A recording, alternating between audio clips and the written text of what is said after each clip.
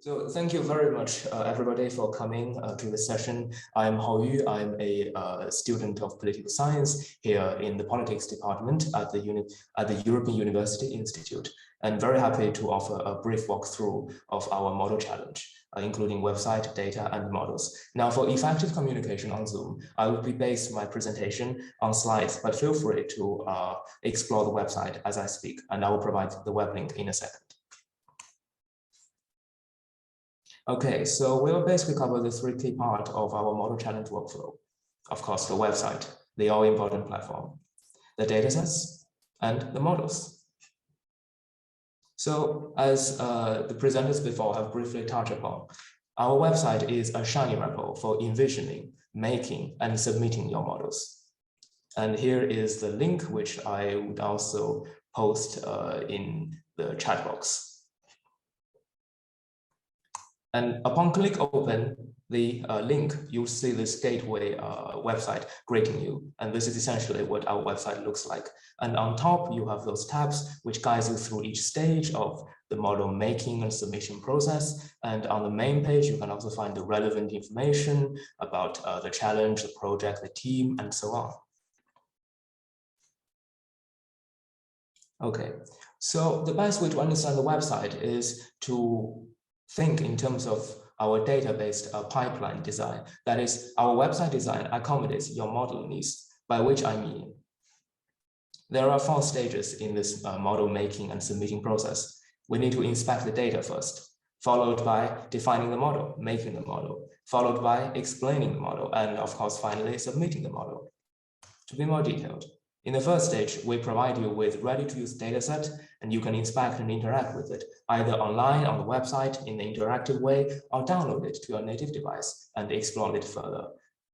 You can also add your own variables if you're interested. At the second step, you make your own model with the help from our interactive data visualization platform, which we'll see in a second. At the third stage, we ask you to justify your model by providing us with a brief question, with a brief rationale, justification about the underlying logic of your model. And finally, submit your model with our easy pop-up window, and good luck.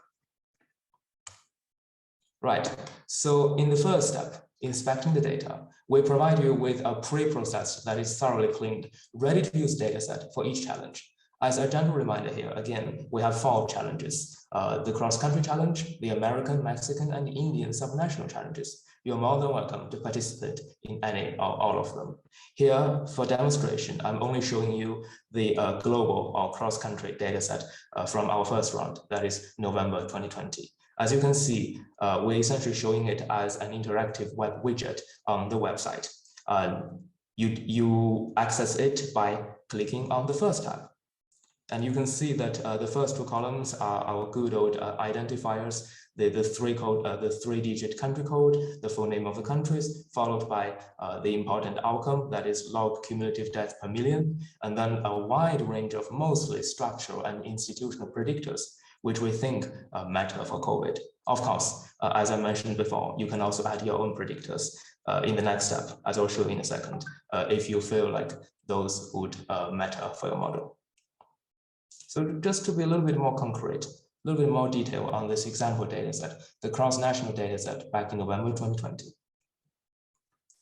So this is essentially a real-time segment of the original dataset. Again, we have the ID column, the country column, the outcome, and all the predictors. I'm only showing you the first 5 rows, but you can scroll through it yourself on the website as I'm doing it here.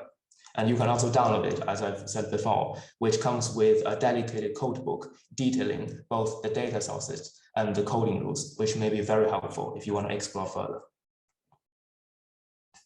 Oh, thank you, Miriam, for the model challenge side. I thought I sent it, but for whatever reason, Zoom is not really working on my side. But anyways, and a little bit of more graphical insight. This is, I'm essentially showing the sample distribution in the form of histograms of the 20 randomly selected predictors. The goal is to show you that all our variables have been pre-processed, cleaned, such that all the continuous variables are already standardized, centered around 0, the 0 mean, and with a shared standard deviation of 1 unit variance. And for the binary dummies, we keep them as they are. So this data set is very much ready to be used. Okay, and this is essentially the data stage. Now we move on to the second stage, defining our models. To this end, we provide you with an interactive platform with live data visualization and parameter display functions for you to make an informed choice about the model composition. So this is what it looks like on the website. Once you click on this tab, step 1, define your model. Now on the left-hand side, we ask you to specify variable choices, including which challenge, which data set you are using, you are entering, and how many predictors you are using for your model. We allow you to use up to 3 predictors. 3 is the maximum. And then you can pick those variables by their names from these lovely scroll down boxes. And as I said before, now repeatedly, if you want to supply your own variables, feel free to upload them, ideally in the form of a CSV file here with this button. And of course, please remember to include the ID column at the beginning, which should be the same as the one we use for our main data set on the website, so that we can match your data with the main data. Now, to facilitate and help with your modeling decisions and to help with your considerations, we also display some live generated, real-time generated model fit statistics and graphs on the right-hand side. Here you can see all the model summary statistics, model fit statistics from a simple linear regression, combining all the predictors you've chosen, 1, 2, or 3, here in tabular and numerical forms. And at the bottom, you will see the bivariate scatter plot with a superimposed OLS fit for our outcome, and each of your predictors chosen. Now here I've only chosen 1 for demonstration for simplicity, but if you chose all 3, there will be 3 panels here.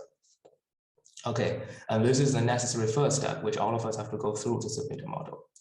For the second step, which is optional, you may also decide to venture a little bit further and to go beyond what is shown here so far, a linear model, and go with an interaction model if you think the effect of one predictor depends on the other, or maybe you want to go with a polynomial model if you think the true relationship is quadratic, third, fourth order, and so on and so forth, as well as dropping any predictors, including the intercept or constant, if you feel like they don't really fit into your model. And if you want, you could also supply, and there will be a box here if you click on the website, your originally custom functions. You can either type it into a text box here or supply it, upload it in the form of an R script. And finally, yet another optional step. Here is where the earlier noticed general versus parameterized difference occur. So essentially, so far, the models that you've built only include 2 options, 2 decisions. One is the predictors that you've chosen, B, the functional form, linear interaction, polynomial, or any form of machine learning, any form of models. But so far, that those parameters, that is essentially the model coefficients, generally speaking, they haven't been specified yet. That is, they would be estimated based on the data following a leave one out procedure. But here we ask, if you're interested, you may also specify the values, that is including the magnitude 1, 2, 3, 4, and the size or the sign or direction, plus or minus for those coefficients, which you can enter them right here as a separate additional model. Now notice again, to help with your consideration, we provide a lovely coefficient graph here, showing you both your choices in gray, which now are essentially 0 because the default is 0, and the real estimated, the actual estimated coefficients, magnitudes, as well as 95% confidence interval based on the real data. So that if you so prefer, you may make an informed choice about a fixed parameter or specified model. And after this kind of decisions, after defining your model, now it's time to explain your model to us. We ask you to provide us with a short description of the logic behind your model. We're not only interested in the technical aspects, but also the substantive interpretation, the reasoning behind your model. And here's what the platform at this stage looks like by clicking on the tab immediately to the right-hand side of the previous tab. So after defining the model, we now explain the model. And the instructions are pretty self-explanatory here. They are pretty clear.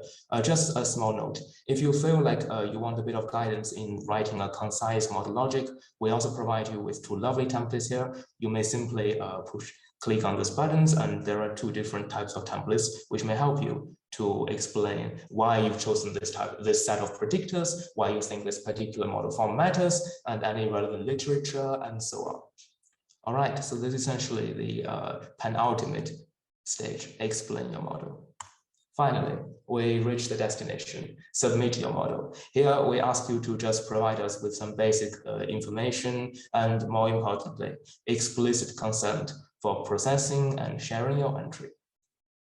This step is done by simply clicking on this, unfortunately hidden because of a screenshot, this pink button here, which is very, very, very noticeable, submit your model. On the left-hand side, we give you a short summary reminder of what model you've chosen.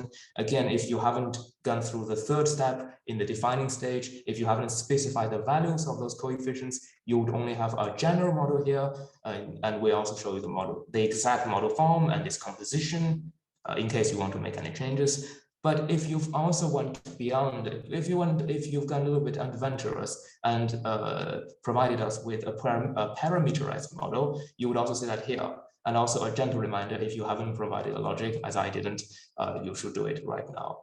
And on the right-hand side, essentially the consent form with all the additional information.